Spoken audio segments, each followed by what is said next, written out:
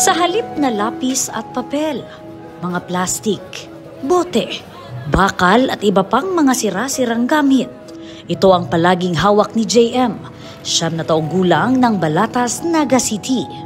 Si JM ay isa sa mga umakyat sa nasusunog na lumang dump site nitong nagdaang buwan. Sinamantala ang pagkakataong bukas ang dating basurahan upang makakuha ng mga basurang pwede niyang pagkakitaan. Marahil totoong may pera sa basura, pero sa sitwasyon ni na JM at 4 na mga kapatid, kakarampot ang kinikita ng ama sa pangangalakal upang mapakain sila sa oras at mapag-aral.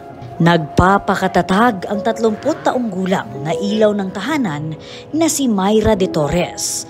Pero napakasakit aniya sa dibdib na isa lang ang napag-aral nila ngayon at kumukurot din sa kanyang puso kapag nagtatanong ang iba pang anak tulad ni JM kung bakit hindi sila pumapasok sa eskwela. Dagdag pa sa pasani ng pamilya na laging hinihika ang bunsong anak. Kailangan itong mapakonsulta sa doktor. Ma'am, may ganito yung mga nakikita ko, may pagkain sila. Parang wala lang, hindi mo kayang ibigay.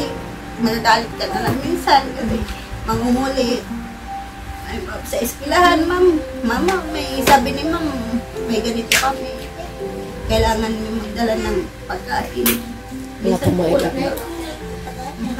Kasi sabi ng anak ko, ba't sila mama? Kaya ng mama nila maghatid ng ganito, pagkain. May mga baon yung mga klase ko. Kaya naman ang pamilya ni na JM ang napiling mabigyan ng pangkabuhayan package ng Brigada News FM Naga sa pakikipagtulungan ng wantahanan. Ayon kay Mayra, marunong naman siyang magtinda kaya pagsasabayin ang pag-aalaga ng mga anak sa paghahanap buhay. Thank you, Brigada News FM. Marami pong salamat. Si JM na nais maging pulis, pagdating ng panahon, nagkaroon na ngayon ng malaking pag-asa. Pag-asang balang araw, maiahon niya ang sarili at ang pamilya sa matinding kahirapan.